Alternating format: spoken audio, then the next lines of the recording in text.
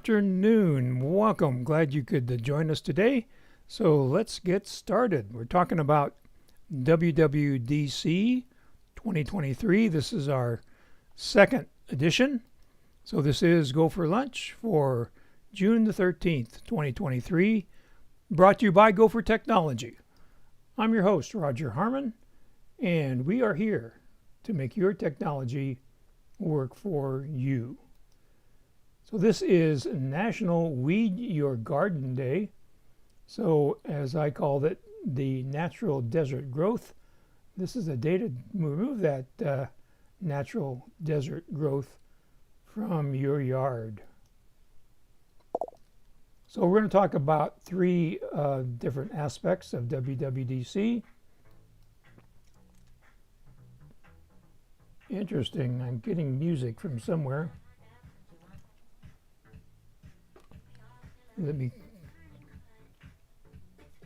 There we go. Okay, so we're going to talk about watchOS 10, Apple Maps, and tvOS 17. So let's start off with watchOS 10. So you have to have a Watch Series 4 or newer. So we're on Series 8 right now. So if you bought a watch within the last 4 years, you're good to go. And you're also going to need iPhone XS or iPhone XR or later running iOS 17. And this is a preview of coming attractions. These won't be actually available until the launch in the fall, probably in September. So in the software and design of watchOS 10, every app has been rethought. So they're using the entire display. You can see another complication here in the bottom center. So there's new places for content, and it allows you to see and do more with your Apple Watch. So another change in the design is when you turn the digital crown, you get smart stacks. So these are groups of widgets, and using machine language or machine learning, it knows what you're doing and shows the appropriate widgets. So here we have two widgets. We have a weather widget and a calendar widget. And you can see down below here is a couple more widgets waiting to be displayed when you rotate the digital crown here. So a new way to use your Apple Watch. So now when you press the digital crown, you can see all the apps, but instead of having to move around to the sides and top and bottom, you just see a group of these icons, and then you use the digital crown to scroll up and down, so you don't have to go sideways anymore. So that's another change. It might make it easier to navigate when you're looking at all your apps. So now to activate the control center from any app, you press the side button, and then you get the control center, which you're used to scroll up to get. So that's another change. So they've added the ability to track your emotional awareness. It allows you to reflect on your state of mind and build resilience and improve your well-being. Everything is encrypted and password protected, and none of this is shared unless you give permission. So it looks like this is how you log in, your feelings, and then this is a display that sums up what you logged in. So good way to kind of spot check how you're doing. Vision health is certainly very important. Myopia, which is nearsightedness, starts at an early age, so Apple is trying to prevent that by suggesting that you spend 80 to 120 minutes outdoors in the daylight each day, and it uses the ambient light sensor on the watch to measure that. And on your iPhone, if you're holding your iPhone too close then it reminds you to move it away if it's closer than 12 inches from your face. It uses the same sensors as Face ID to measure that. So topographical offline maps are going to be available in the US. So offline means that you can download the map when you're online, so you can use it when you no longer have cellular coverage. iOS 17 offers these offline maps as well. So turn-by-turn directions are available on the watch. So on these topographical maps, you get contour lines, hill shading, elevation details, and points of interest along trailheads. So here in the center is your location. The little dot here, upper right from the center, is your destination. So you can see here it says your time is 2 minutes. It's rounding off the time. Over here it says it's 2.4 minutes. Then this is a trail right here. You can see another trail going off this way. That's a pretty interesting trail right there. Then you have your contour lines with your elevations, and you can see the shading here showing that that's a steep hill. So very handy to have all that information right on your wrist while you're hiking. So I see Bob has joined us.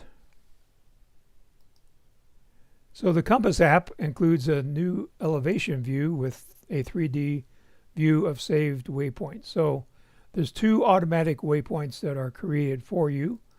The first one is showing your last location where you had a cellular connection. And the second is the last location where you could make an emergency call. Excuse me. So this is what that looks like in the Compass app. Again, the white pin here is where you are. The white line is your trail back to the SOS location where you can make a call. And I learned from my research is that the phone will call on whatever carrier it's available at that location. So if you're on T-Mobile but Verizon is available there, then it will make the call on Verizon when it's an SOS call. And then here is the point where you can actually connect with your cellular carrier to use your phone normally. And then here's a icon showing your campsite. So that's a very nice feature, hopefully one that you would never need, but if you need it, it will be there for you on your Apple Watch. Okay, Alexa is talking to me. So trail information has been added, so it allows you to search for and discover important details of nearby trails, such as the name of the trail, the length, the time, the elevation gain, difficulty, photos, and more. So it looks like this. You can see the name of the trail, and here's the location of the trail using the county and the state. Then you have the time, the difficulty, so this trail is easy, and then there's more information that you would scroll down to see. So again, a great aid when you're out there in the wilderness hiking. However, if you're more into biking than hiking, they have some features, and these features assume that you're going to have a handlebar mounted iPhone that you can read easier than the watch while you're cycling. So it gives you the functionality of a bike computer. So it gives you a workout view that displays important information such as your heart rate zone, your route, and it also has Bluetooth sensors that can connect to power meters and cadence sensors. So you can really fine-tune your cycling training and see how you're doing. So here is the iPhone that's relaying the information being picked up on the Apple Watch, so it's easier to read. So a reminder that the Apple Watch is a safety device. Most of the late model watches have fall detection that will automatically notify first responders that you've fallen and your location. Also, the Apple Watch 14 series has crash detection. No, that would be the Apple Watch 8. Has crash detection. It also notifies first responders the fact that you've been in a crash and where you are. So it also monitors your heart. If there's any abnormalities with your heart, it gives you a notification so you can seek medical assistance.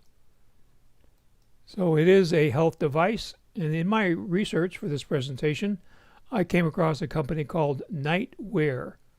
It's at nightwear.com, and it is an app that treats PTSD sleep disorders. So it's a kit that includes a Apple Watch. Let me get back to that. Okay, it includes an Apple Watch, an iPhone, and all your accessories. It is a medical device that requires a doctor's prescription. So the way that it works is the sleep disorder mainly for PTSD sufferers is nightmares. So when the watch detects a nightmare, it sends a small pulse to the wrist that's enough to stop the nightmare, but not enough to interrupt your sleep. So you continue to sleep, and it controls the nightmares. And the people that have been using this say that it works very well. And for the first time in months, sometimes years, they've been able to get a good night's sleep. So if you know of anybody that's suffering from PTSD sleep disorders, let them know about Nightwear.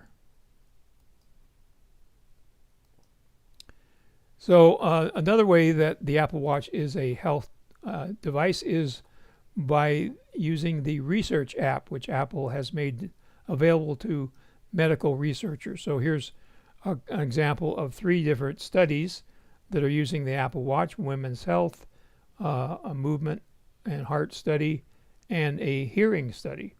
So this allows researchers to have a much bigger group of people for their studies than they have been able to before, and gives them a lot of data that's convenient for the person in the study to provide, because it's on their wrist. It just sends out the information. So a very nice feature of the Apple Watch helping medical research. So I thought this quote from Kevin Lynch, Apple's Vice President of Technology, summed up Apple Watch OS 10 as the major milestone and an energizing new approach for Apple Watch, introducing a fresh new design for quickly viewing information, a delightful new watch face or faces, new features for cyclists and hikers, and important tools for health. And one of those new watch faces is the Snoopy watch face. So it changes depending on what you're doing. So if you're doing a workout or using Fitness Plus, it will have different images, and other activities will change this watch face. The other new watch face is called Palette, and it offers a wide variety of colors, so you can make this simple design yours by customizing the colors you like. So we're going to review a few things and then bring up a couple of new things here. So remember that the digital crown, when you rotate it now, brings up the smart stack that shows widgets. Also, a new feature is on group FaceTime audio calls, you can participate from your Apple Watch. So that's new. And we have the time of day to get you outside in the sunlight and keep your phone away from being too close to your face. And of course, the dynamic 3D elevation dial in the compass, the feedback on your mental health, the all new designs of the Apple Watch apps that use the whole watch face, and of course the topo maps for your outdoor activities. So let's talk about tvOS 17. So if you have an Apple TV, which is a little black box here with a white LED on it, then you can do FaceTime calls on your flat screen TV. It uses the iPhone as the camera and the mic. You can see the iPhone mounted down here. This is on a MagSafe mount, but you could use any kind of a mount. And this would be you over here in the corner, so you could frame your shot, especially if that contains more than one person. Then you make sure that everybody is in the picture and make your FaceTime calls more enjoyable, more comfortable being in the living room, and a joy for all. So if you haven't already, please put your questions in the YouTube comments field, and please share the GoFor Gazette with others. That comes out every Monday morning about 7 o'clock. And if you are not receiving that, let me know. And please give us a thumbs up. And if you haven't already, please subscribe and let us know that you are enjoying this, and then you'll be notified when you click on that little bell of any time that we go live. So let's see what we have here. So Chris says he's been avoiding the betas on the watchOS since only Apple can reset a bricked watch. Yeah, that is an excellent idea. I actually have downloaded the iOS 17 beta, and I think probably next week I'll be doing a presentation on that. Thanks for the thumbs up. But as always, we do not recommend loading beta software. So this year the beta software is a little different in that anybody can download the developer beta, which was formerly only available to developers who paid $99 a year to be in the developer program. So now anybody can get on the developer beta. The public beta for all these new operating systems is coming out in July. And again, we don't recommend getting on the public beta on the machine that you're primarily using. So keep your iPhone clear, keep your Mac clear. If you have a spare device, then that would be the place to put your beta software. So Kurt says he has his grandson and wife start next week to walk from Montana to New Mexico over the whole Continental Divide Trail. Yeah, that watch would come in real handy there. So any other questions or comments on today's presentation? If you think of something after the fact, you can always call me or email me, and that information will be coming up here shortly. So thanks a lot. Glad to see you all, and we'll be here next week, high noon, for Go for Lunch. Have a great day.